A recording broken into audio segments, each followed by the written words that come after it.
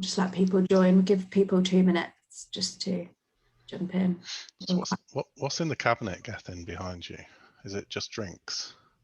No, there's no drinks in there at all. So this is a collection of weird things I've just got from all around the world. So there's like Tintin models from Belgium, menorah from Budapest. There's some stuff from like Las Vegas and all this place. Yeah, just like really really weird stuff. Blue Peter badges from when I was a kid. Actual real Blue Peter badges. Oh, nice. I didn't have to pay to get into Madame Tussauds at all until I was about 16. So that was... That's amazing. Yeah. Do you know what I discovered the other day that I'm fully going to display in my house? I discovered all my old Polly Pockets, like all the original ones.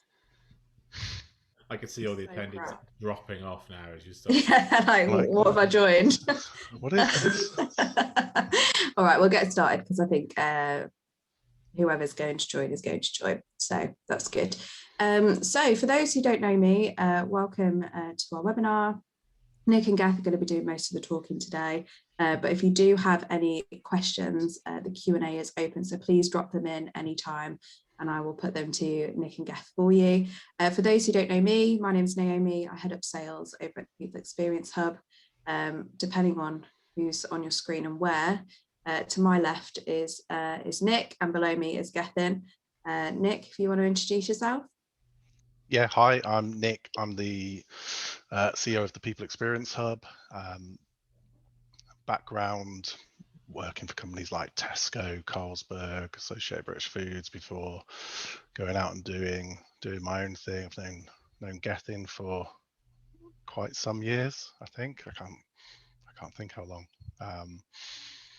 But yeah, and I guess from this, I'm really interested in kind of as a survey provider talking to somebody about the stuff that we get wrong in the world of surveys, and somebody who's a specialist in employee experience as well as a kind of psychologist, just about what happens, in people's minds and stuff when all this stuff happens. Yeah. I'm Gethin Nadin. Yes, as Nick said, a kind of psychologist, kind of qualified. Yeah, and I've been working as part of the senior leadership team at Benefix, employee experience technology business, for the last 10 years. Fascinated by how we create better experiences. How do we put the employee at the centre of that and kind of what they need? And over the last 6 months or so, been really, really dialing into kind of what makes people well at work, what makes people happy and content, outside of the idea that we go and buy something, kind of what happens within the four walls, the things we do, the way we speak to people and how they react to that, and how that makes a better employee experience. And as Nick knows, we've known each other a long time. This is really probably the first thing I've ever done with your company, kind of just on a joint event or thought leadership piece like this. And I think that's because I've always been very, very cynical of employee surveys and most of the providers in the industry, even the really, really big ones.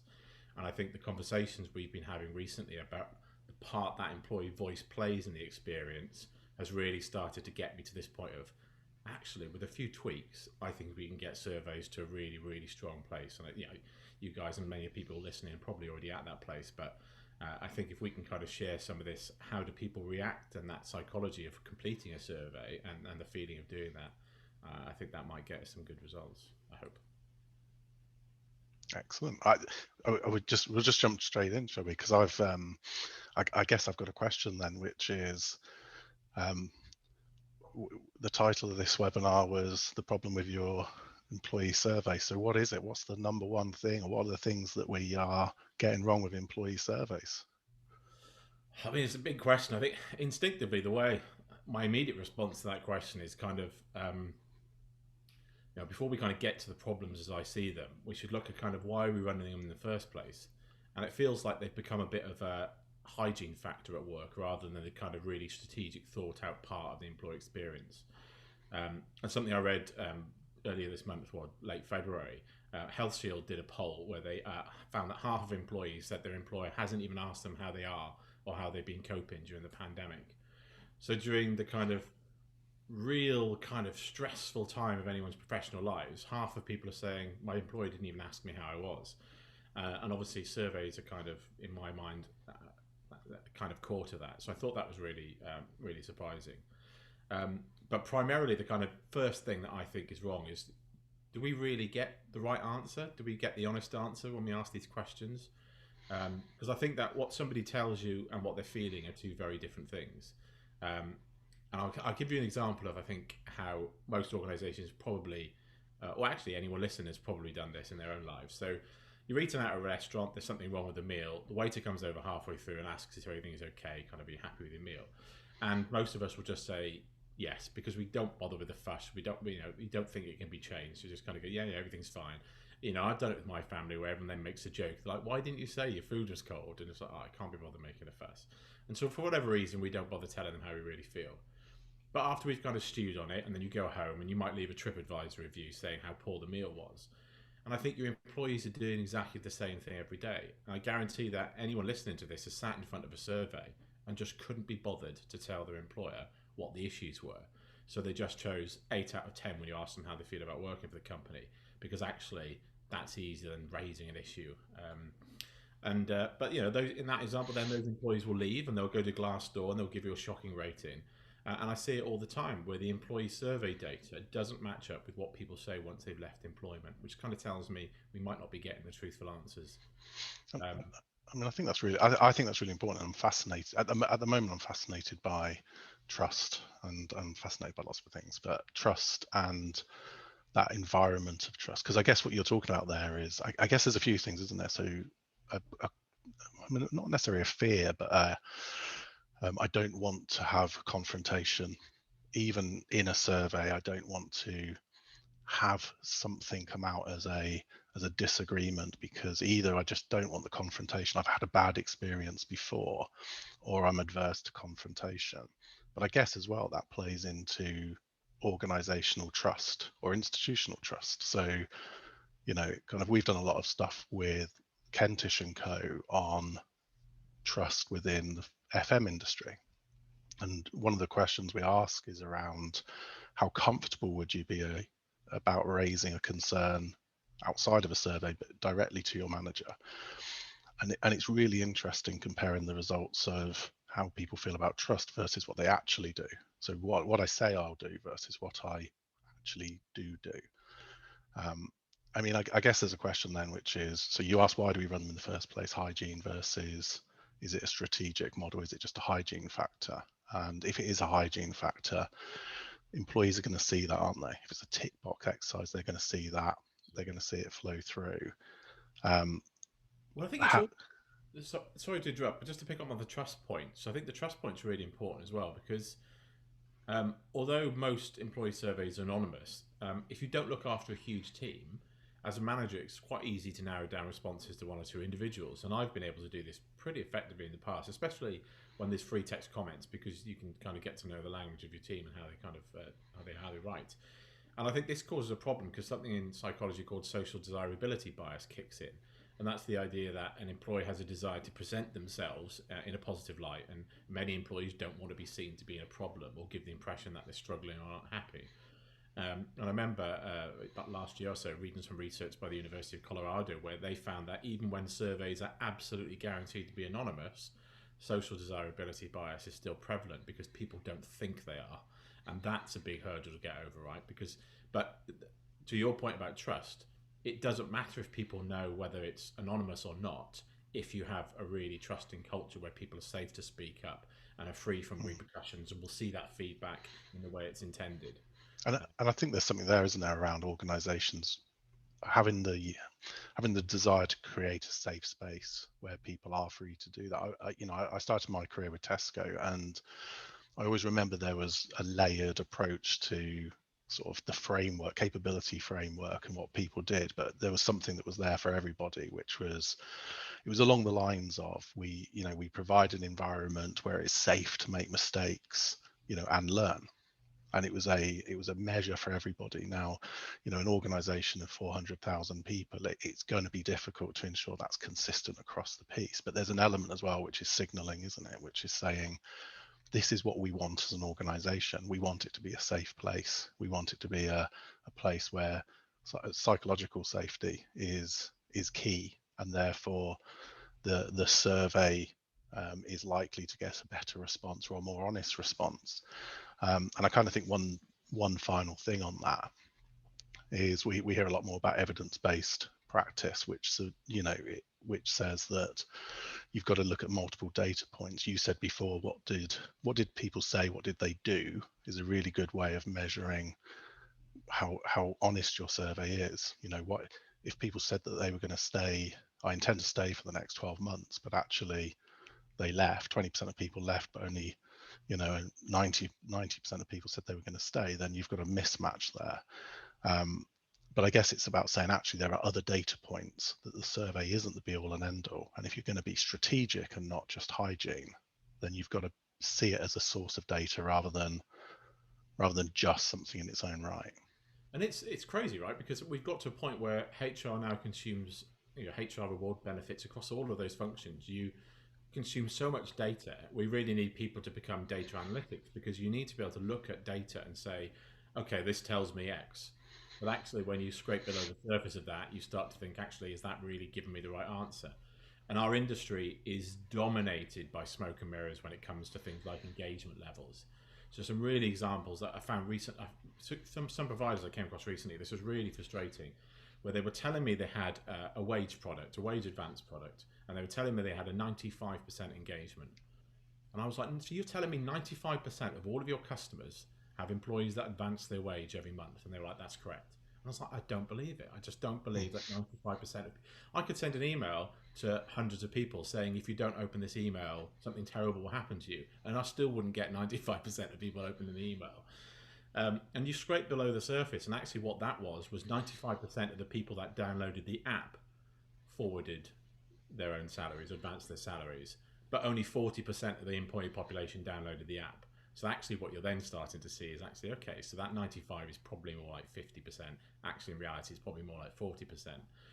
And you also have providers that will measure the success of their product by the interaction with it. So if you get 100% or 80% of people engaging in it, and then they look at engagement is, I opened the email or I looked at the notification.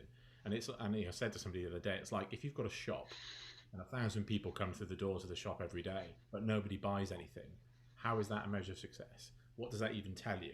It tells you you're getting people into the store, but they're not buying something. So what's stopping it? I think when we look at survey data in the same mindset, you can look at what's in front of you and say, is that really telling me what I think it is? Or is that actually giving me another message? And I think that's really difficult for people to do. So I think lots of these big kind of SaaS providers that work in this space doing employee surveys often missing that, how can I help you interpret that data? Because otherwise you're just giving a huge amount of kind of information and expecting people to make some pretty big decisions on the back of it. I mean, it leads me into my next question, but also into it's always been one of my bugbears, which is, we give someone something, we give a tool to somebody which is a valuable tool if you believe that actually I can capture someone's opinion, I can ask a question, I can gather data, whether that's attitudinal data or opinion data, however you're going to describe it, I'm going to get some data back to help me think about our future. But the specialist probably doesn't sit within the organization, and the SaaS provider doesn't have the specialist either. And it's always been one of my bugbears, which is kind of when we built the organization, we said that it will be a mixture of technology and people that will be more consultative and more strategic. But it brings me to that next question around interpretation of results. And I've pronounced that correctly. So for anyone listening, I've said that 7 times, and I've said interpretating, everything. But anyway, there you go. I mean, and what does it mean? Why is it important? Asking good questions. What does it look like? I mean, interpretation, right? That's another big challenge with any survey. And the one that immediately springs to mind is when I was a manager in financial services, we always used to score low on the question, am I proud to work here? And when we debated that as a management team, and we were kind of like, why does that keep low? Like, why do we get every score up, but we can't get that score up? I remember sitting in the meeting just saying, does anyone know what that actually means? And that sparked a debate where we realized most of us had a different interpretation of what that am I proud to work here means. We were like, so if I'm in a bar and somebody chats me up and says, where do you work? Am I embarrassed to say that I worked for that company? Or am I proud to say that I worked for that company? Am I proud of the fact that we might have a good social footprint or environmental footprint? Kind of what does it really mean? And I think, that was almost 20 years ago, but I think that question is probably even more complex and more open to interpretation now than it ever was. And so I think that's part of the problem with scores, is that they can be so subjective. And I think, when you and I spoke about this before, Nick, we were talking about movie rating sites. So, the two of actually the most common rating platforms in the world are Rotten Tomatoes and the Internet Movie Database, where you can go on and you can obviously review and rate films. Huge problems. If you kind of Google the problem with IMDb, the problem with Rotten Tomatoes, you'll find loads of articles where they basically say, as soon as a film's about to come out, it will immediately get loads of negative ratings. And so the great example would be the Ghostbusters reboot, all female cast.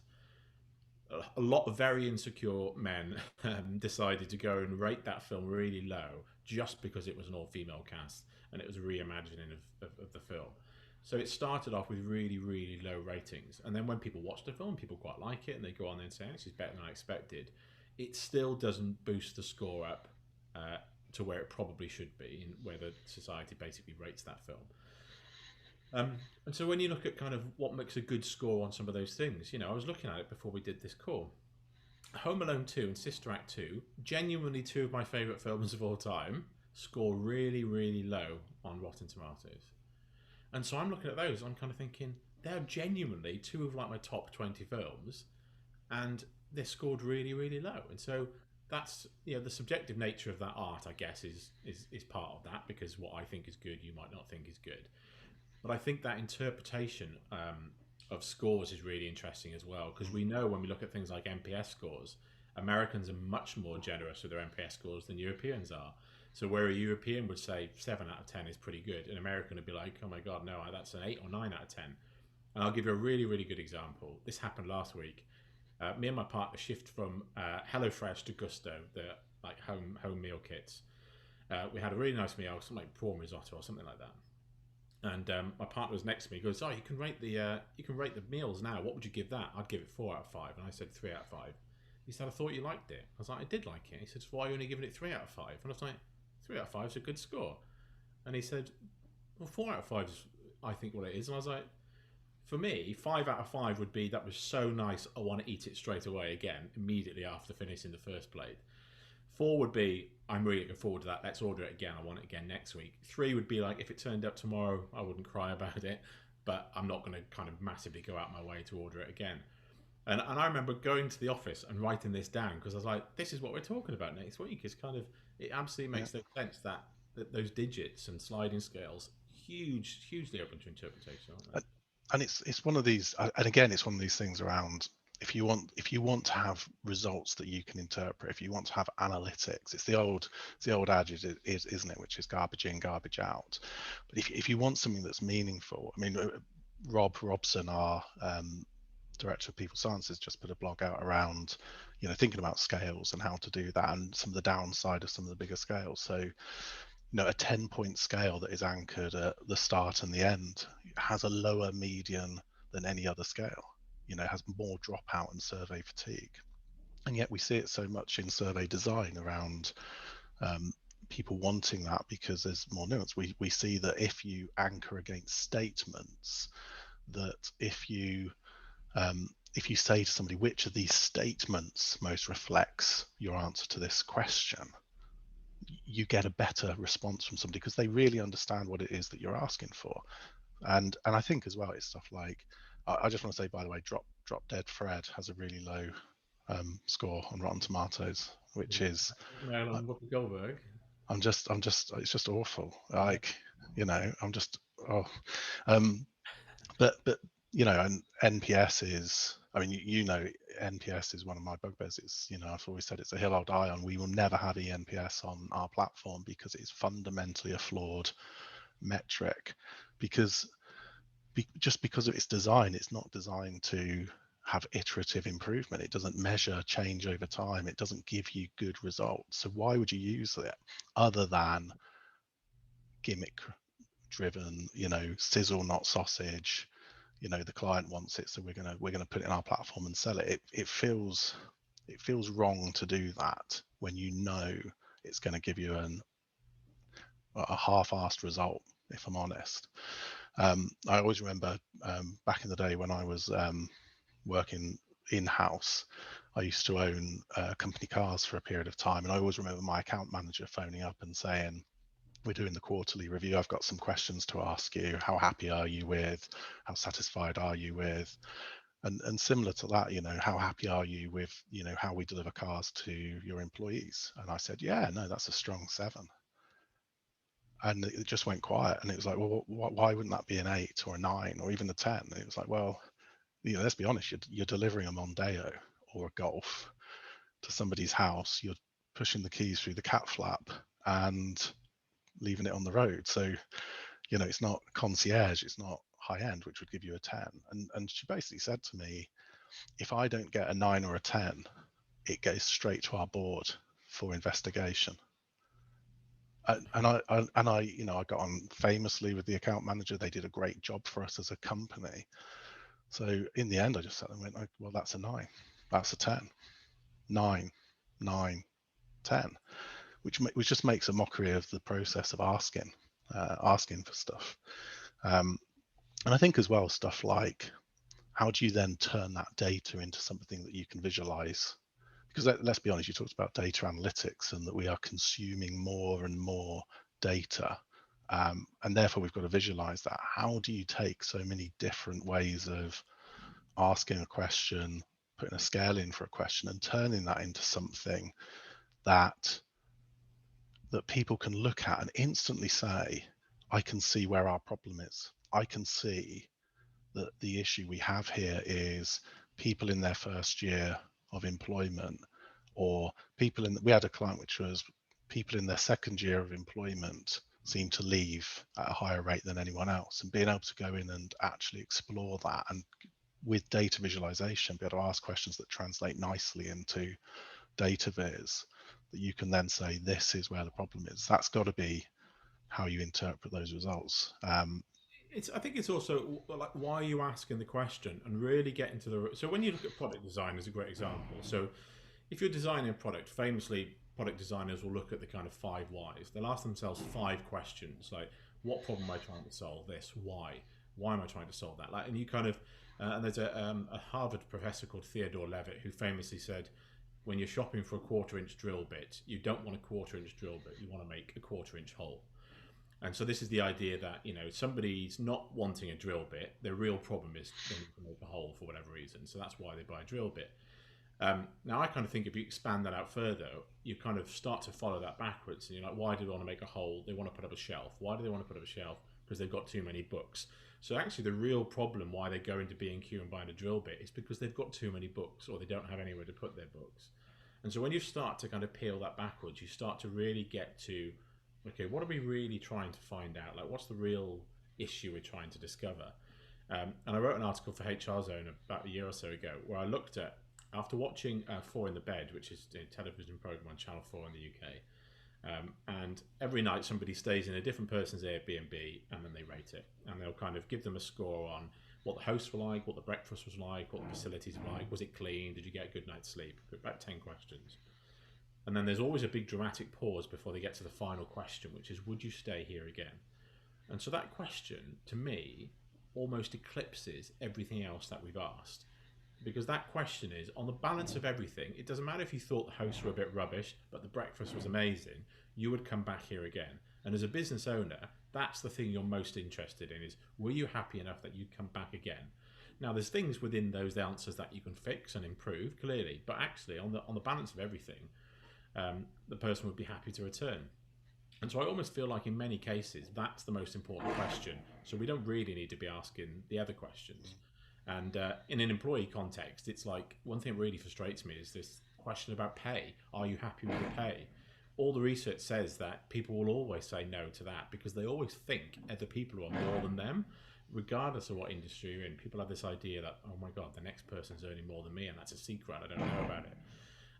And so I think, if we start to get people to think about that total reward as the benefits you've got, the flexibility, the autonomy, all these great things that happen at work, your question then doesn't become, are you happy with the pay? It's kind of, you kind of happy with everything that we do for you? Do you think we care about you? Do you think that we've got your back and all that kind of stuff? So I think there's much more interesting questions you can come up with when you really start to peel back. What am I trying to understand here? Definitely. And oh, sorry, Nick. It always reminds me of, I remember talking, I went for a meeting with somebody and they were talking about a company that they used to work for, which was quite a big company in the UK, really recognizable name. And they said that every single year on their employee survey, they asked the question, do you have a best friend at work? Right? This came up every single year. And she said, I used to hate the question. What does that mean? Why does it matter if I have a best friend at work?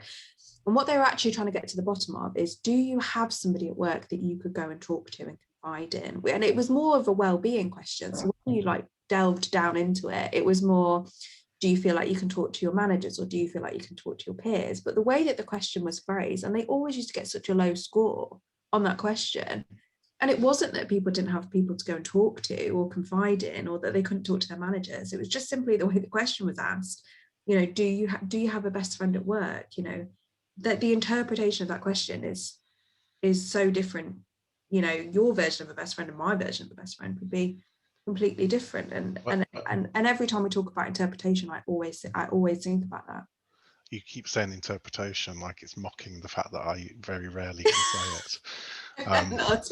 But what I love about what you just said is it's about, you know, can we translate this across geographies? Can we ask one question the same way to multiple groups of people and get the same response? And I always remember when we set up, Ben, our chief product officer, saying to me, if you repeated it, would you get the same results? Can you take what you've just done and repeat it in multiple geographies, areas, different demographics, and will people understand it? So the scale that you've put in place, you know, we talk about sliders, and you know, we call sliders measurement theatre because it's, you know, it actually is a really bad thing to have a slider in place. But I remember going to an event where a very senior HR director from a very large organization stood up and talked about how sliders were, you know, a great way of capturing how employees feel. And I remember going away and saying,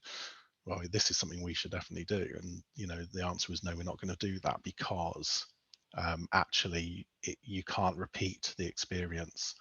You know, how one person slides versus another. It's, you know, is it on a mobile device? Is it on a tablet? Is it on a PC? Are they using a mouse? Are they using the keyboard? Is it accessible? What if somebody can't use a mouse, or they can't use a touch screen?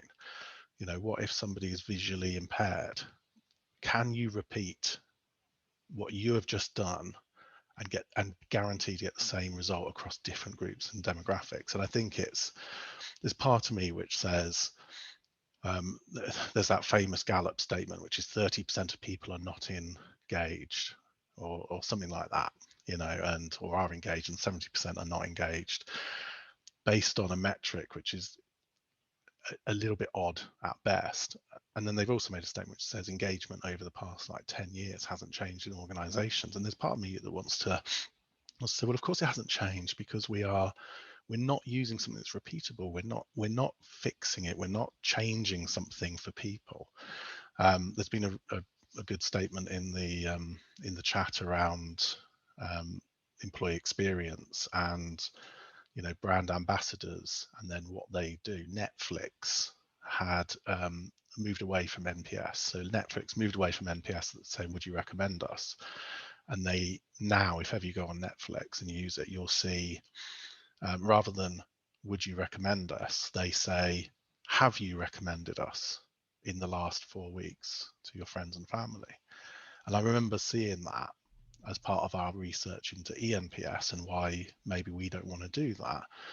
And actually it got me thinking about different data points. So, you know, yes, in an employee survey, you can ask someone that binary question, would you recommend us as a great place to work to your friends and your family? Because, you know, you're pulling on quite an emotional subject there.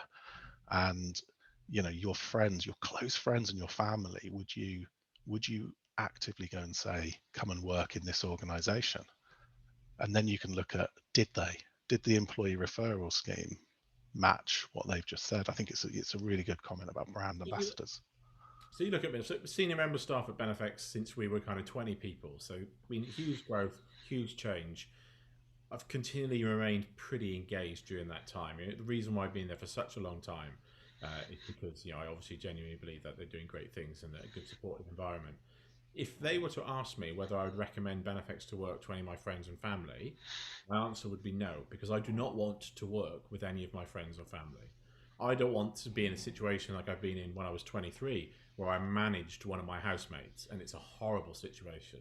So my experience means I would never recommend the place I'm working to somebody else, because I wouldn't want them to be working there with me. I wouldn't want someone else to experience that. I like that being part of my own and nothing to do with my friendship group.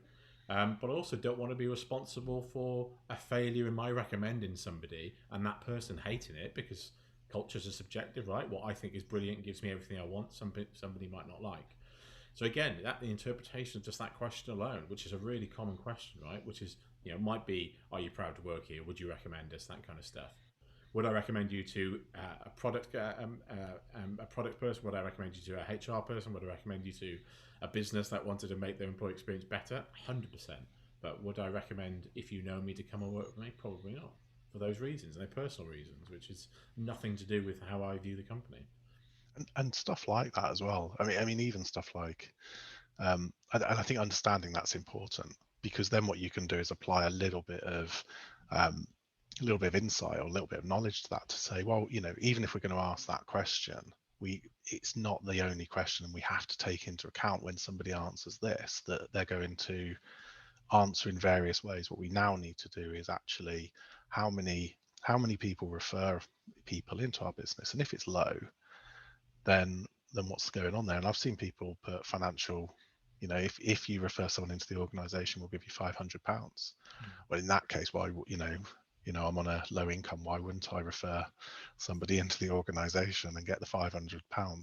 It's almost becomes The a question is, different. would you like £500? Not would you recommend this company, right? No, absolutely. And in terms of, and I think we've covered asking good questions and then capturing that on scales. So our position is, sliders no, large scale points, 0 to 10, 1 to 10 is a bad thing to do. Anchor to statements, not to numerics, because my 8, your 7 might be the same thing in reality. Luke's 4, your 3 might be, again, very very similar in the reality, but the way you score is very personal. Yeah. But if you were asked a question of, were you satisfied with this meal, or how satisfied were you with this meal, and one of the answers was very satisfied, not satisfied, you would, a nice binary choice. It'd be quite easy for you to answer that, and in the same way that anyone else would answer that. And I guess it takes me to taking action.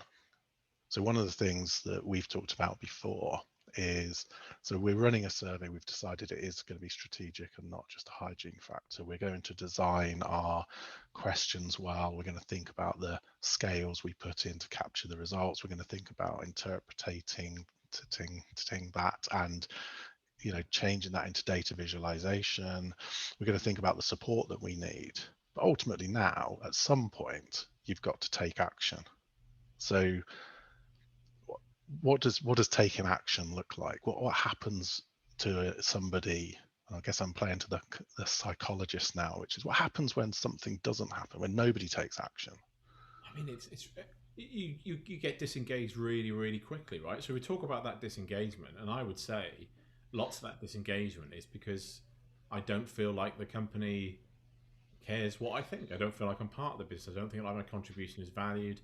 One of my biggest bugbears, I think, with surveys, and it's out of your control, right? As a survey provider, this is out of your control. This is completely something the employers need to be doing.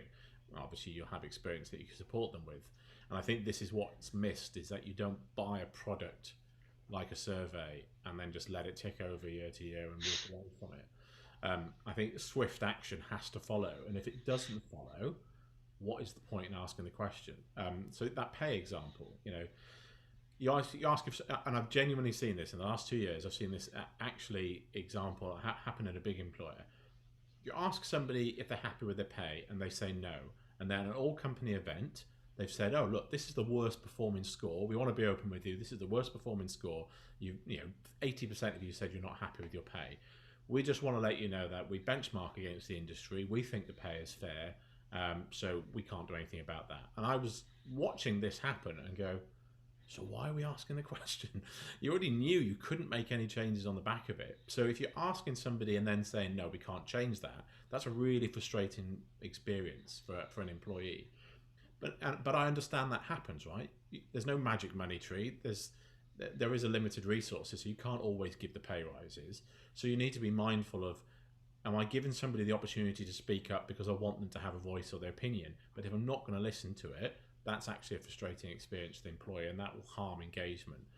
And I've seen it before where somebody didn't want to ask any questions about employee financial well-being because they basically said, well, if they tell us they're struggling, we can't really do anything with that. We don't have any financial well-being support in place. And I was like, okay, I get if you don't want to commit to financial well-being and you don't think it's important, mistake from my view. But if you don't want to look at that, that's fine. But these things don't stop existing because you failed to ask the question. So you could go to your organisation and say, we've got no issues with mental health in our business because we never asked anyone if they've got any problems. And it's kind of like, again, that doesn't stop it from existing. So I think we need to be really mindful that we've got to act stuff. And when I say acting on stuff, I don't mean we have to go and change that thing. I don't think we have to solve that problem straight away. But a really, really good example of how I've seen a company do something similar was John Lewis when in the wake of the murder of George Floyd and the Black Lives Matter movement and the protests that happened all around the world, lots of companies changed their logos and put statements out on social media saying they were supporting the Black Lives Matter movement and how important their black employees and customers were. John Lewis did this and gave out a really nice statement about how supportive they were of their customers and their colleagues. And then about 3 months later, they did another LinkedIn and social update, which basically said, we just wanted to let you know we hadn't forgotten about this. This is what we've been doing in the background. These are the people we've been speaking to. These are the projects we've started. And this is our commitment to keep you updated with what we find out. And they're very open about, we might not be able to do everything that comes out of these sessions and our research, but we want to let you know that we are working on this problem. And I think that's what people need to hear. People need to hear, we heard what you say about pay. We benchmark it. We think it's competitive, but we understand you're still unhappy with it. So we're going to try and look at what else could we do. So if we can't give you pay, could we reduce your working day by half an hour? And so that means that your people avoid a horrible commute before the pandemic. You know, it's starting to look at that whole package as these levers that you can kind of move up and down. So you can start to say, we can't give you that, but what would you like instead? Like, what's important to you?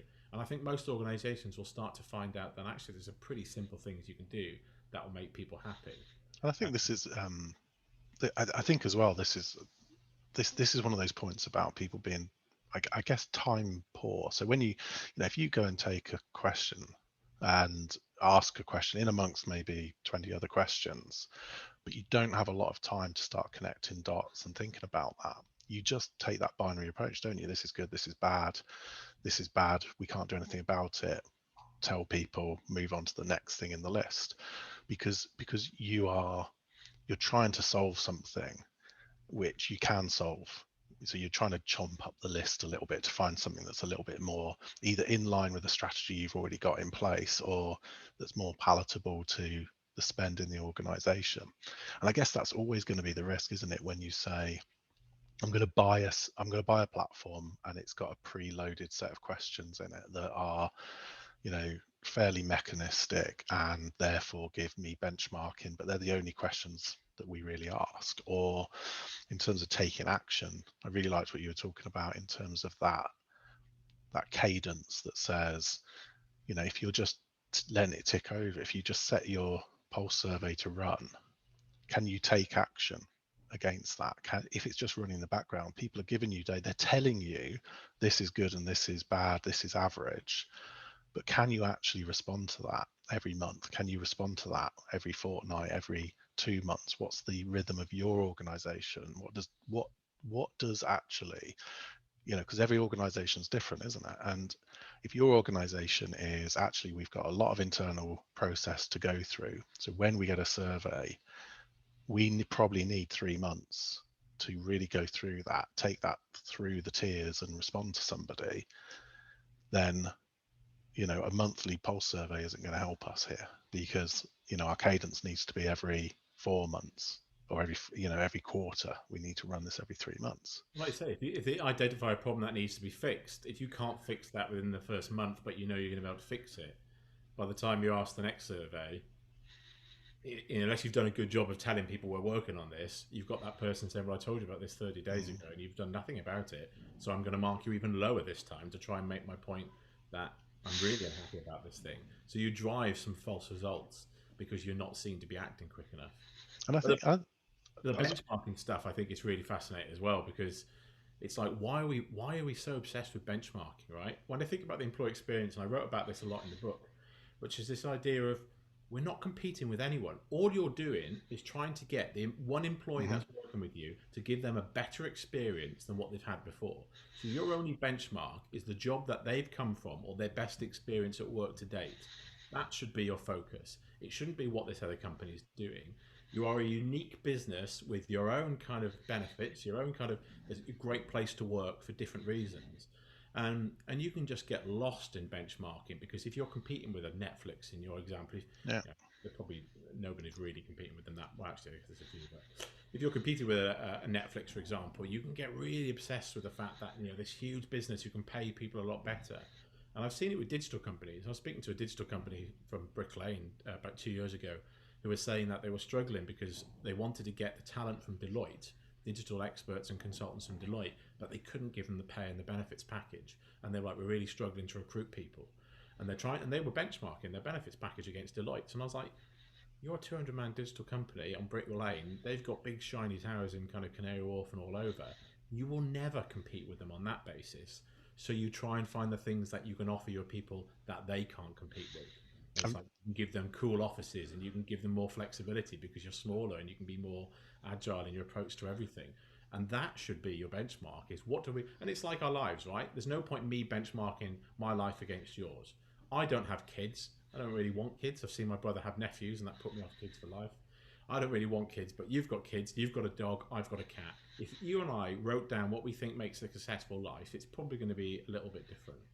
And so why would I benchmark my life with anyone else's when I know what's right for me and I know what I want for my life? And I think, for me, I think that's, you've hit the nail on the head there, which is we sometimes struggle when we're talking about benchmarking to get that across. So I'm going to rewatch this and write everything you said down and credit you on that exactly. Because finish off on that. Oh, sorry. I was going to say, because when we talk about taking action,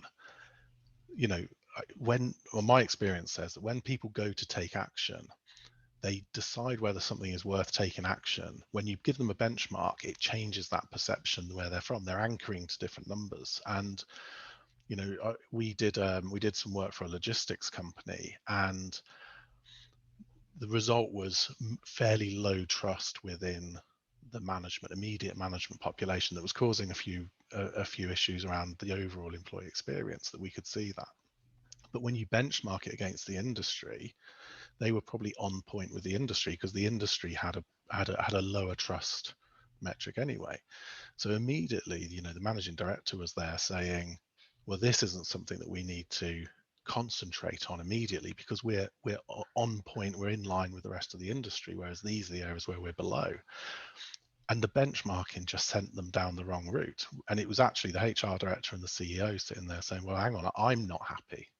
We're not happy. And as an organization, we think trust is a foundation. So that's the area we're going to go and tackle, irrelevant of the benchmark. Now benchmark internally, tell me which distribution center is doing it best. And I want to go there and find out, what are they doing differently? Is it geographical? Is it environmental? Or is it fundamentally they're doing something different? Because that internal benchmark will give me a better indication of who's high, who's low, who can we learn from, what do we need to accept as being different.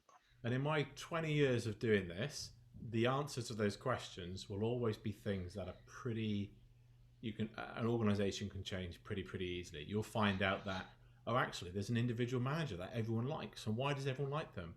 Oh, because actually they do one-to-ones properly and they get opportunities to be seen and heard. And all of a sudden you start to realize that actually you think there's a problem here, what can I buy to solve it? When actually you'll find out that there's already people in your business, as you said, who are solving this really effectively.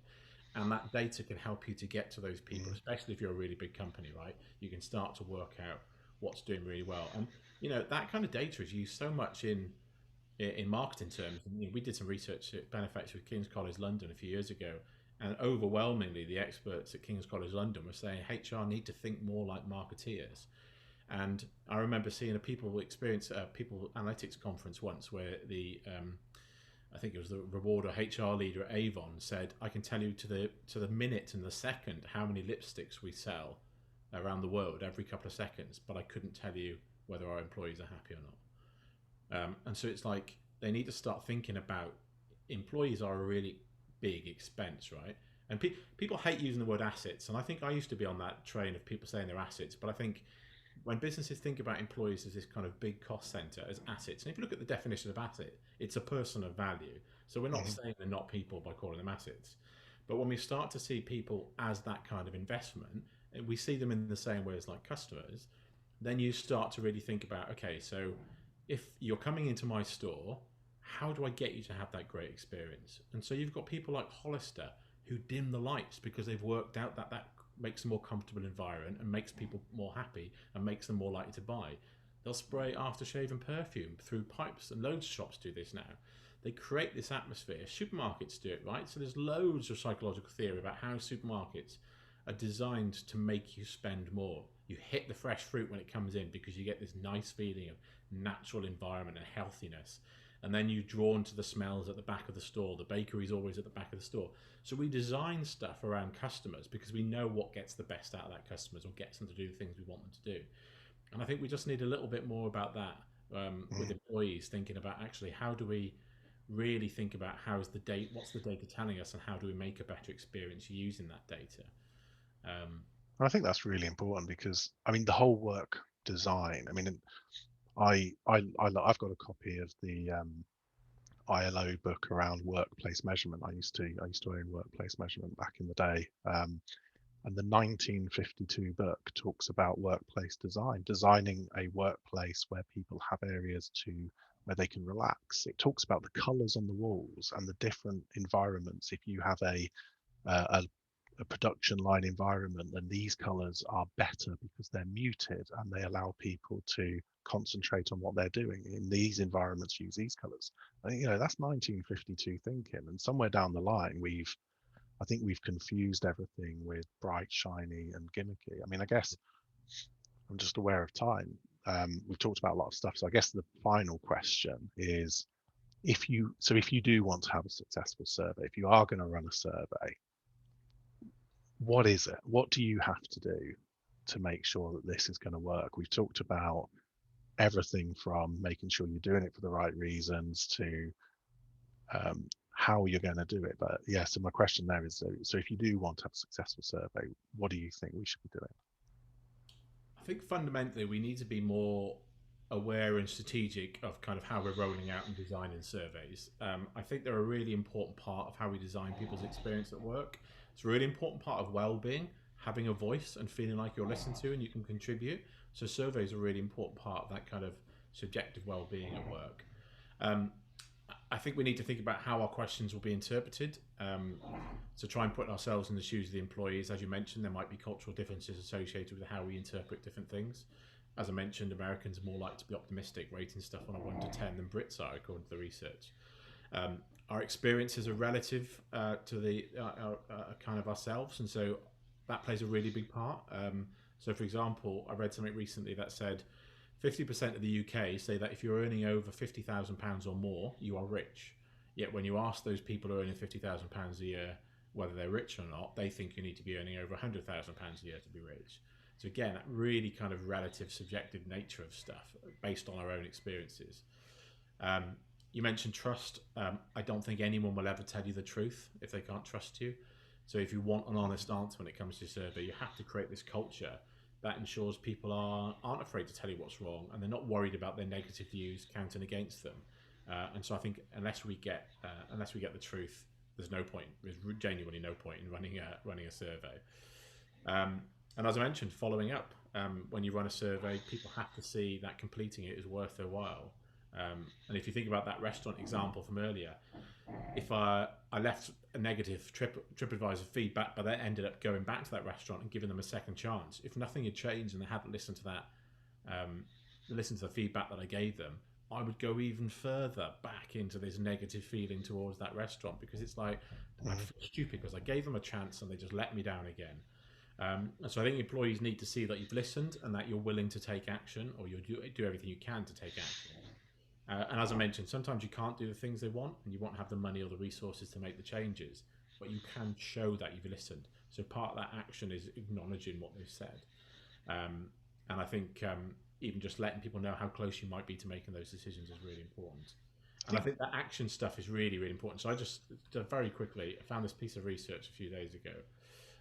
And this looked at 12,000 full-time employees across 20 different countries. This is in early February around the world, to look at what had changed in the employee experience and what will drive engagement as we go into this kind of post-COVID recovery. 9 out of 10 employees said it was essential that the company listens to feedback. That was up 24% from 2020, from the year before, 2019. And the business impact of listening and acting on feedback is pretty huge. So the research found when organisations do take action, scores across employee engagement, well-being, and intent to stay increase. And this is the kicker, and I'll share this with anyone who wants to see it. But when you're high on taking action on the back of employee surveys, engagement's 92% higher. When you're high on taking action in employee surveys, well-being is 93% higher. And when you're high on taking action on the back of surveys, people's intent to stay is 94% higher. That's pretty significant. That's a pretty big sample size across 20 different countries. And so I think that tells you everything you need to know about. You've got to ask the questions, but then you've also got some work. The survey's the start of the work, it feels like, right?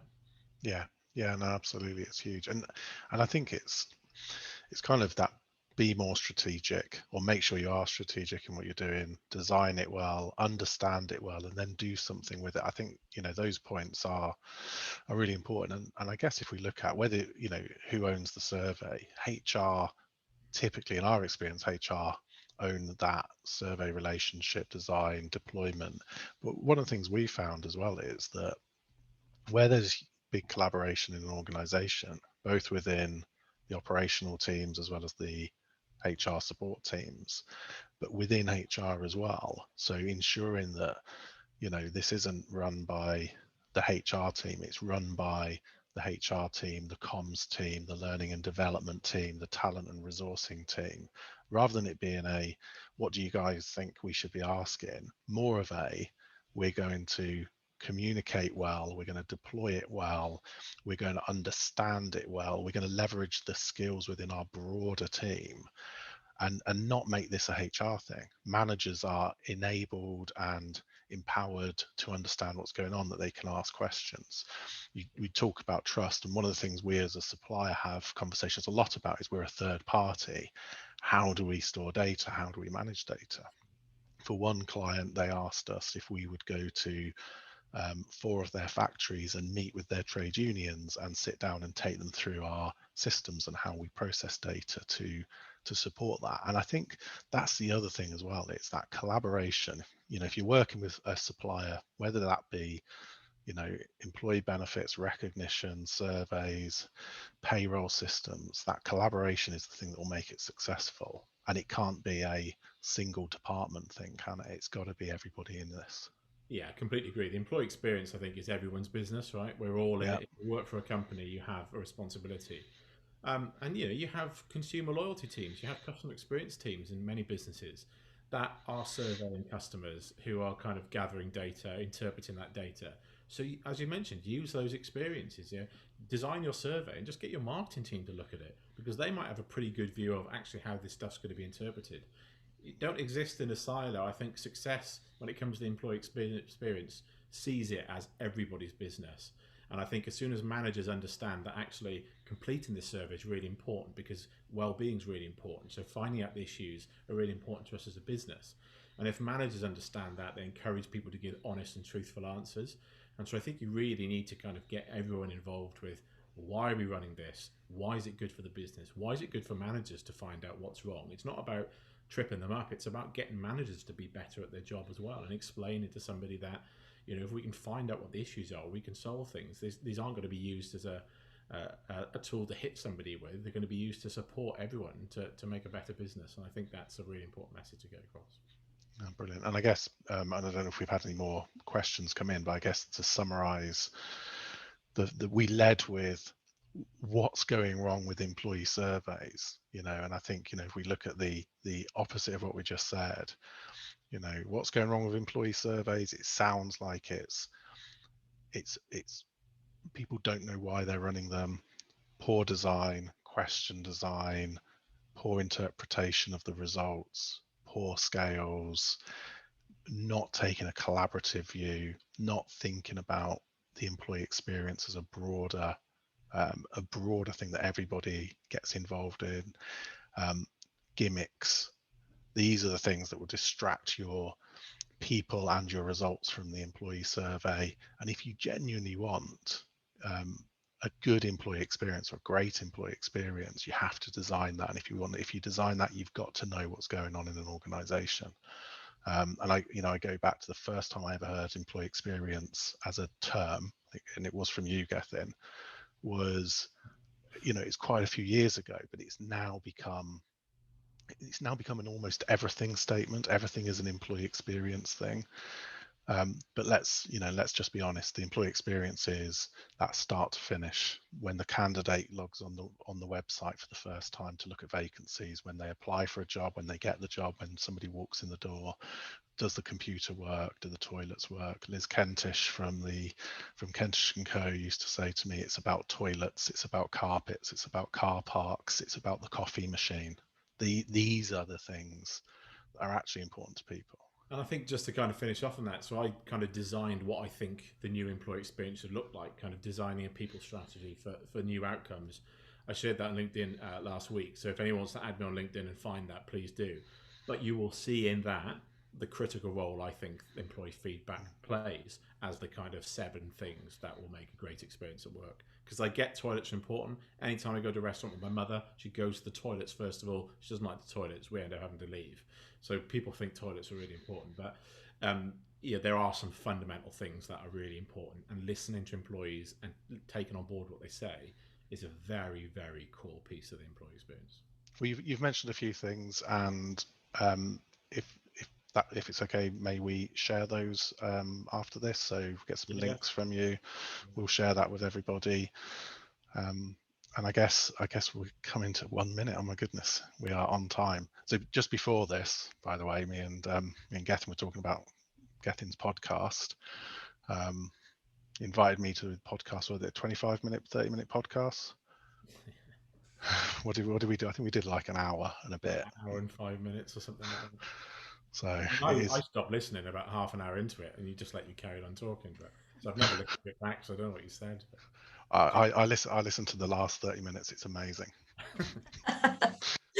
It's been a really great discussion. I've been looking forward to this webinar for a really long time. It's stuff that we're always talking about behind the scenes and to potential clients. So thanks so much, Geth, for jumping on with us. It's been great. Thanks, everyone. Okay. Bye-bye.